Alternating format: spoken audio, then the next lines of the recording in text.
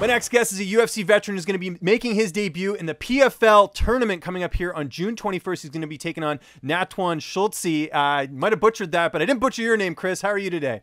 I'm good, James. How are you? I'm doing very well. It's good to talk to you, and I know we've been trying to set this up for a little bit, and I know you were away. Where were you? You were on vacation or something, you were saying? Yeah, so last couple of weeks have been just crazy. We had a destination wedding, my girlfriend and I. So we friends of ours got married. They did it in Antigua. So I had never been there before, but it was amazing. So I went right from Antigua back to New York for basically 12 hours, and then back to Florida for media for the PFL tournament. So been wild back and forth. That's good, getting those frequent flyer miles, as they say, right? Because those points help, right? Long term, you could probably get a free trip out of it. That's right. You got to rack them up, and then you got corners to fly out or whatever during fights. It helps. So No, that's I good. uh, I try to rack them up whenever I can.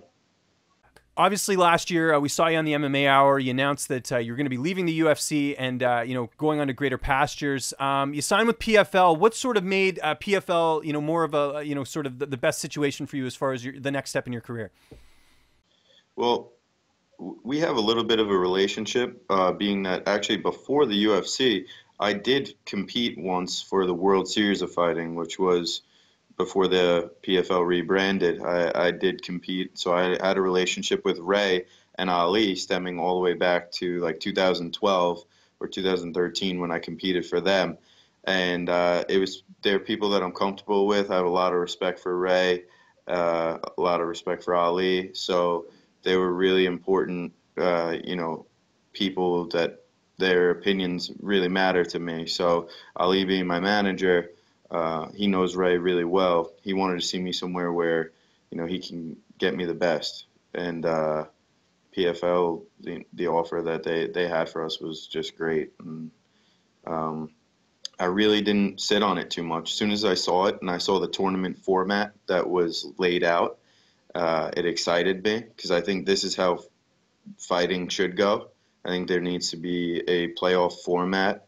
This one-off exhibition stuff, to me, until you please like the promotion to a point where they want to give you access to maybe a contender fight or a title fight, I think it's garbage.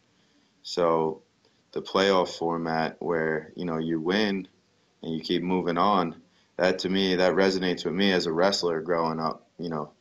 Just because you're the one seed or the two seed, you're that champ or whatever, doesn't mean you can't get knocked off by some hardworking kid. And this to me is that in MMA. So as soon as Ali got on the phone with me, told me about the structure of the season and what the offer was, I was like, let's do this. Yeah, and I think for a guy like yourself, people have seen you in interviews. I mean, you're all about the sport, and this is really the definition of the sport. It's a laid out system. If you win, you move on. If you lose, you're out of the tournament. As opposed to kind of what we're seeing in the UFC right now, which is a lot of fighters trash talking and sort of leaping ahead of other fighters. I'm sure that was sort of a big appeal of it, in that it's a calculated system. Yeah, I mean, listen, I don't mind a little trash talking now and again. I think if you've seen my Twitter, I'll go back and forth with whoever it is that I'm fighting. But um, these guys that are pandering just to please them and for followers, because more followers means that they might give you more because you're more of an asset. It just seemed like it was getting out of whack. Like, I equate things to other sports, right? So I'm a huge Met fan. Yeah, Like I noticed Matt, on your Twitter. eh, Matt Harvey he was the Dark Knight. He was probably the most noticeable face in New York at one point in time, just a year or two ago. Now he's getting fifth inning bullpen uh, spots. He can't even start anymore because it's the quality of his pitching. It's not how many followers he has on Instagram. It's what he's doing then and there. So uh, the this tournament structure, the validity of it in how you perform and how you move on is just there's nothing like it. Yeah, no, it's awesome, and that $1 million prize is pretty awesome as well too. Yeah. You referenced your manager there, and you were in an interesting situation. Leaving the UFC with a winning record. How important is it to have good management? I think oftentimes when we think of fighters these days, they're like, oh, I don't need a manager. But in this case, you ended up getting a really good deal and a really good spot in this tournament. Did you feel like for a lot of fighters, it's very beneficial? Well, I think it's a double-edged sword, to be honest. I love Ali, and I think that there's times that it's very important to have a manager.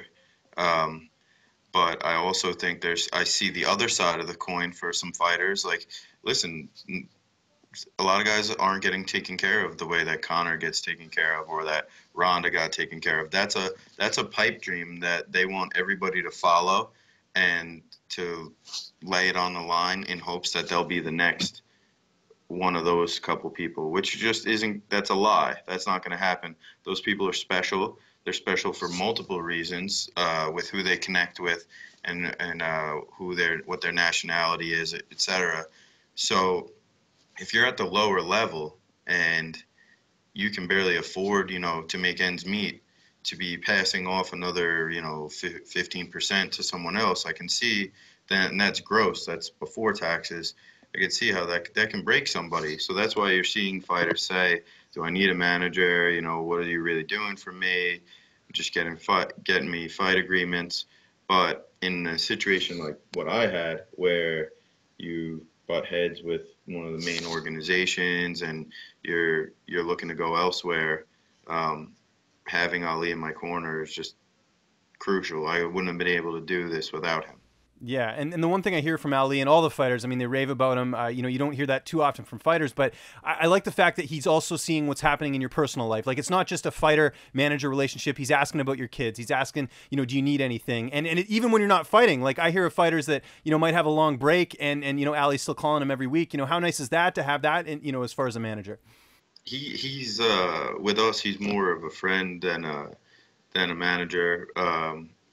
Most of the time because we only fight so often, and that's great. It's a special quality of his that he has, and that's why he's so popular. And you see every week that somebody's joining with Dominance because he gives a shit. He cares. He asks every time I put up a post that involves my daughter. He's one of the people that are going to respond to it or say something to me personally, send me a text. How's the little one doing? We're always talking about how our families are doing. He's a big family guy, and that's one of the reasons that I'm with him. Yeah, but you probably don't talk much about baseball. He doesn't strike me as much of a baseball fan. No, we don't do. We don't talk sports. That's the one area probably you can't connect, but that's fine. But I mentioned off the top, you have an opponent for this tournament, Natan Schulte, a Brazilian guy. What do you know about him? I know they just told you sort of him as an opponent. What are your initial thoughts? I know he has a record from the little bit of research I've done, very similar to mine. He's like 11-3. I looked, they break down a little bit some of what the finishes were, and he looks to be fairly well-rounded.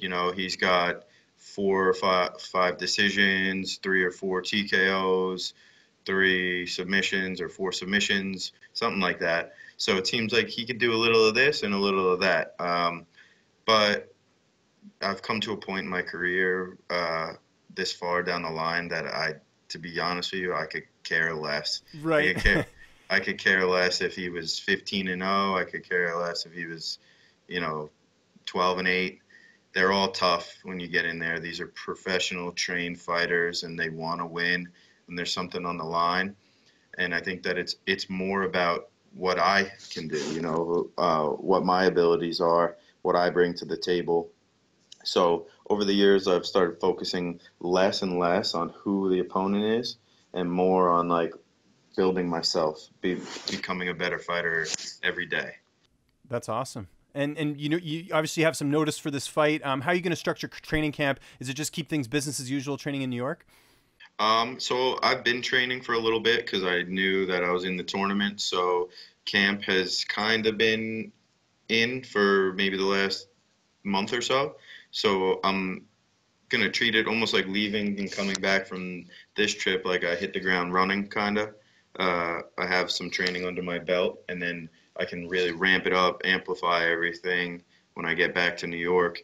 But one of my things that I switched a little bit is I'm back doing a lot of sparring over at Belmore with Andre Harrison Oh, the and bull. uh, Nice. and Gregor Gillespie, those guys over there.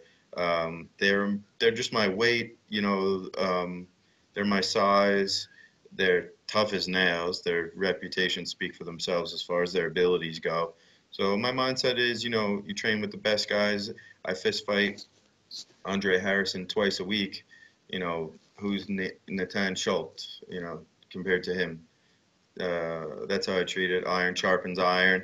You're not going to get better grapplers, better strikers. You've seen their records. You know who those guys are. They're absolute animals. So good luck, man. Good luck when I get in there.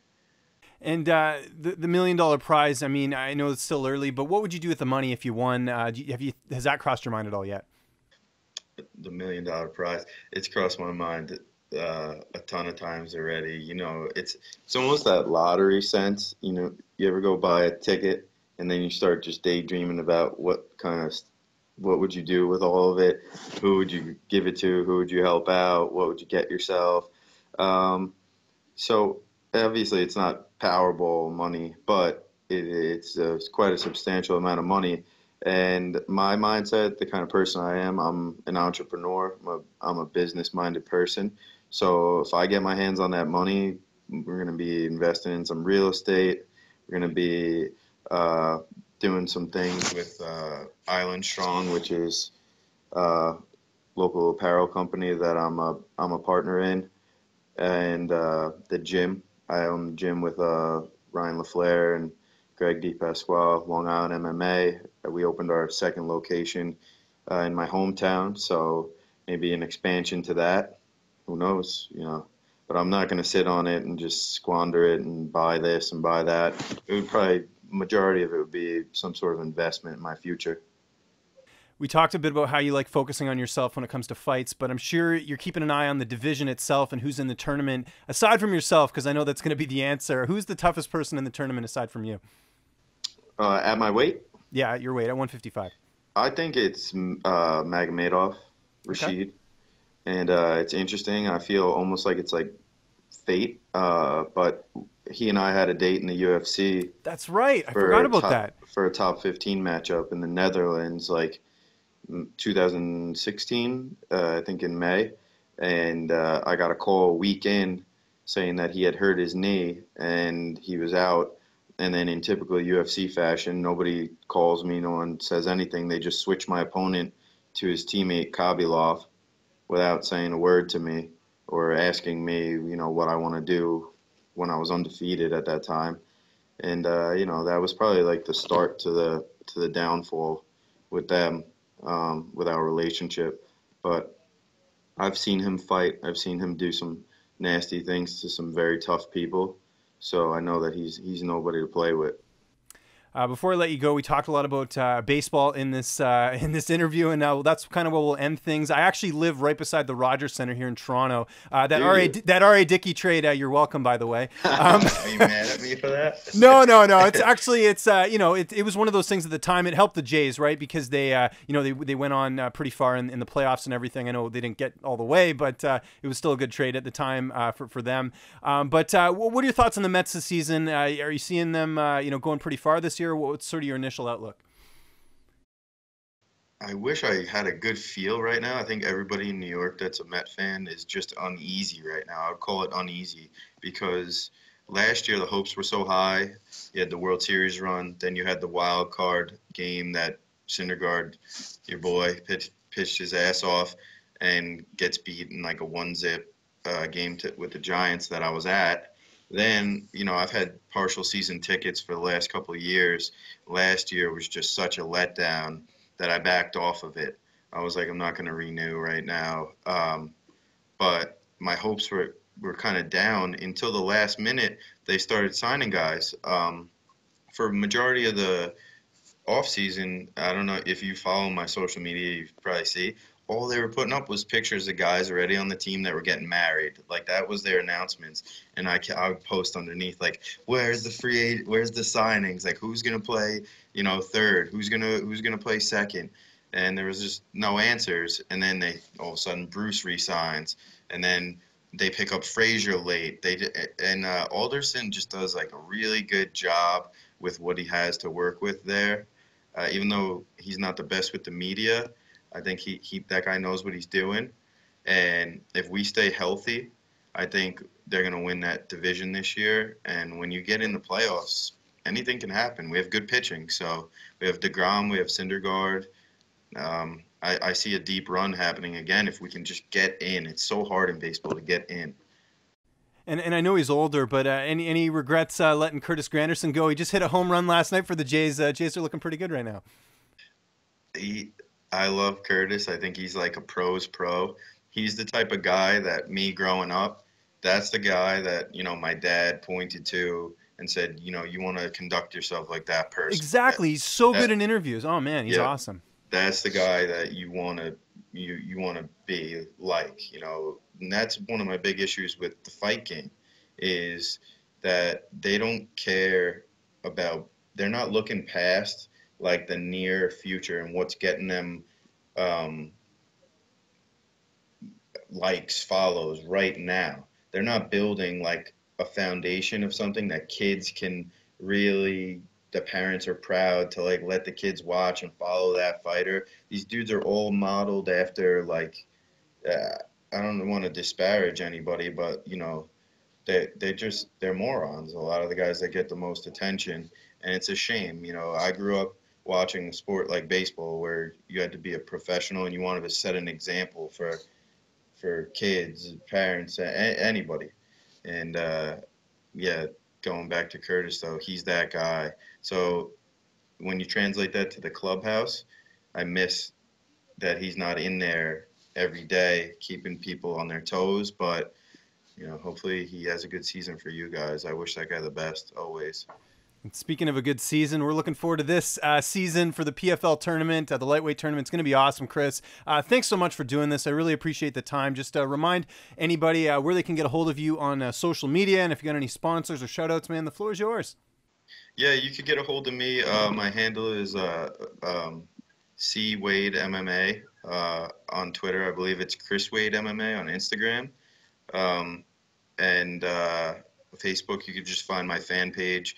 It's going to be Chris Wade PFL, and I have my regular page, Chris Wade, as well. And anytime, I appreciate you having me on. Thank you so much. What's up, fight fans? If you like this video, be sure to subscribe to see even more interviews with your favorite UFC and Bellator fighters. We've also got coverage at events, including post-fight press conferences and media scrums. And if you like this video, check out the video to my right. It's worth your time.